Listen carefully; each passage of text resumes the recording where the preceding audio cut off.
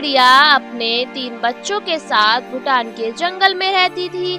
उसकी एक छोटी सी जमीन थी जिस पर वो सब्जियां उगाया करती थी। इस बार सभी पक्षी अपनी अपनी फसलों को देखकर बहुत खुश हो जाते हैं क्योंकि उनकी सभी की फसलें बहुत ही अच्छी होती हैं। उनकी खुशी पर पानी फिर गया था। अचानक रात में बहुत तेज बारिश हो जाती है। हे भगवान, बिन मौसम इतनी तेज बारिश हो रही है। अगर ये बारिश जल्दी नहीं रुकी तो खेतों में पानी भर जाएगा और सारी सब्जी सड़ जाएंगी। हमने क्या क्या सपने देखे थे। ऐसा लगता है कि अब एक भी सपना पूरा नहीं होगा।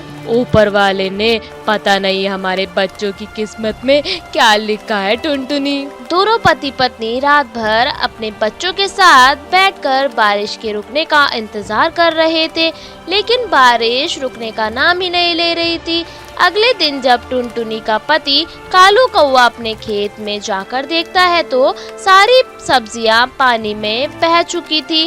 कालू कौवा उदास होकर अपने घर आता है। टुनटुनी, हम लुट गए, बर्बाद हो गए हैं। अपने खेत में पानी भर चुका है। अब हम क्या करेंगे और क्या खाएंगे? बच्चों को क्या खिलाएंगे? मेरी तो कुछ समझ में ही नहीं आ रहा है। तीनों बच्चे भूखे हैं। सुनो जी, बच्चों ने कल रात से कुछ खाया नहीं है। उनके लिए भोजन का इंतजाम करना होगा हमें। मैं क्या करूं टुनटुनी, बारिश इतनी तेज है कि मैं बाहर भी नहीं जा सकता।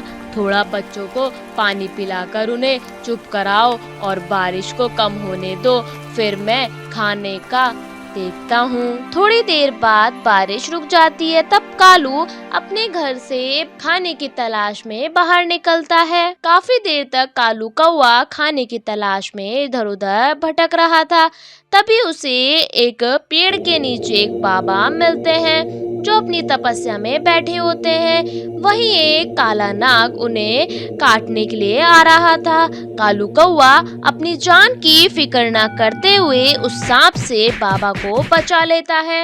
बहुत खूब बेटा, तुमने अपनी जान की परवाह न करते हुए मेरी जान बचाई है। बोलो तुम्हें क्या चाहिए? बाबा, बारिश में हमारी सारी फसल खराब हो गई है। हमारे पास खाने के लिए एक भी पैसा नहीं है। तथास्तु पुत्र, ये लो जादुई नोट। इस नोट को अपने खेत में जाकर जमीन में दबा देना, तुम्हारी सारी मनोकामनाएं पूरी हो जाएगी। कालू उस नोट को लेकर अपने घर आ जाता है। पापा आ गए, पापा आ गए। पापा, हम लोगों के लिए क्या लाए हो आप? बहुत जोरों से भूख लगी है, जल्दी से मुझे खाने को दो ना। टुनटुनी, बहुत तलाश किया पर खाना नहीं मिला। हम बच्चों को क्या खिलाएंगे? पैसे भी नहीं है, खाना भी नहीं है। टुनटुनी, मुझे एक बाबा मिले थे। उन्होंने एक जादुई नोट दिया है और जमीन में दबाने को कहा है। अगले दिन टुनटुनी उस जादुई नोट को खेत में दबा देती है।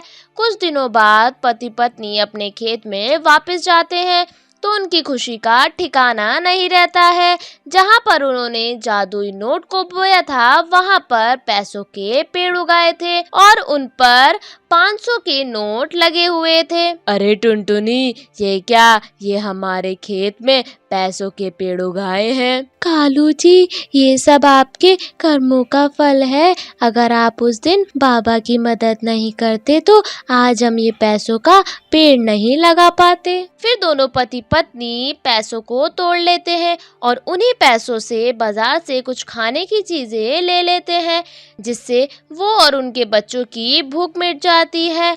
दोनों पति पत्नी पैसों की खेती करके अपने बच्चों के साथ खुशी खुशी रहने लगते हैं।